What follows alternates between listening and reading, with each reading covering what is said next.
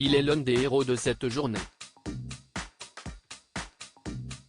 Interviewé par les journalistes du Parisien, Guillaume Mortamé, le médecin qui a sauvé 3 des enfants, a révélé les détails de ce sauvetage hors norme qui restera à jamais gravé dans sa mémoire. Le drame qui s'est produit à Annecy a bouleversé toute la France. Interviewé par le Parisien, Guillaume Mortamé, chef adjoint du service de réanimation pédiatrique au CHU de Grenoble, Isère, s'est souvenu de cette journée particulièrement difficile qui le marquera à vie. Ayant pris en charge 3 des 4 enfants grièvement blessés au couteau, Eti, Enio et Alba, âgés de 2 à 3 ans, le médecin raconte comment il a géré cette journée hors norme. Il se souvient particulièrement de la prise en charge de la fillette qui avait un peu partout, des lésions plus complexes, et dont le pronostic vital était clairement engagé. Devant être transporté en urgence par hélicoptère, il raconte « Ma plus grande crainte, c'était qu'elle décompense dans l'hélicoptère ou qu'elle saigne à nouveau. Si est un moment très risqué, les tuyaux et les perfusions peuvent s'arracher. La surveillance est limitée à bord, la communication impossible à cause du bruit. Je ne la lâche pas. Je ne me pose pas la question de si elle va vivre ou mourir. Chaque minute qui passe est une de gagnée. Des images m'arrivent par flash, celle du parc où l'attaque a eu lieu, j'y suis allé avec mes enfants. À côté de moi, la petite fille est inconsciente mais je lui parle tout le temps, je lui caresse les cheveux, en répétant « Sois costaude, bats-toi, on va y arriver ». Maintenant que tous les enfants sont hors de danger, le médecin a aussi accepté de se confier sur le déroulé du drame, notamment lorsqu'il a appris la terrible nouvelle.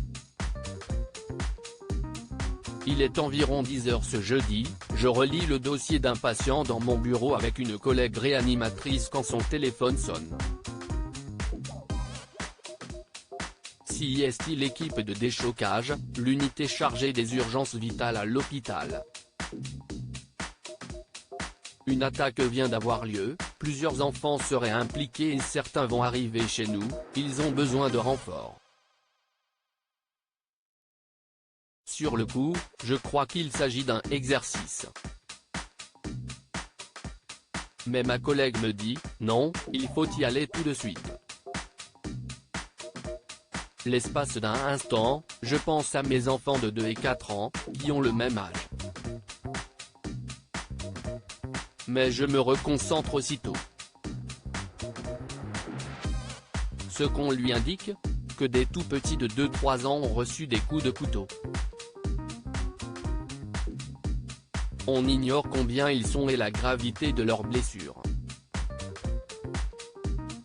Immédiatement le réanimateur met ses sentiments de côté pour être efficace au maximum. Quand je monte dans l'hélicoptère, je comprends que je me souviendrai de ce jour toute ma vie.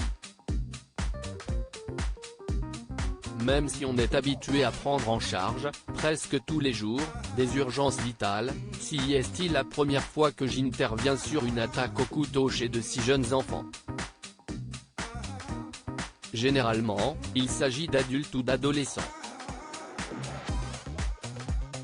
Ce qui est aussi inédit, si est qu'il y en ait autant et dans un état si critique. J'ai beau essayer de faire abstraction du contexte, je suis ému. On n'est jamais préparé à affronter un tel drame. Admet-il. Désormais sortis d'affaire, les enfants peuvent remercier leurs anges gardiens ayant réussi à les sauver. Les enfants sont toujours en réanimation. Ils devraient rejoindre un autre service de l'hôpital dans quelques jours. Puis ils rentreront chez eux. Une longue reconstruction les y attend. mais on a réussi à les sauver. Si est-il la plus belle des satisfactions, a-t-il conclu avec beaucoup d'émotion.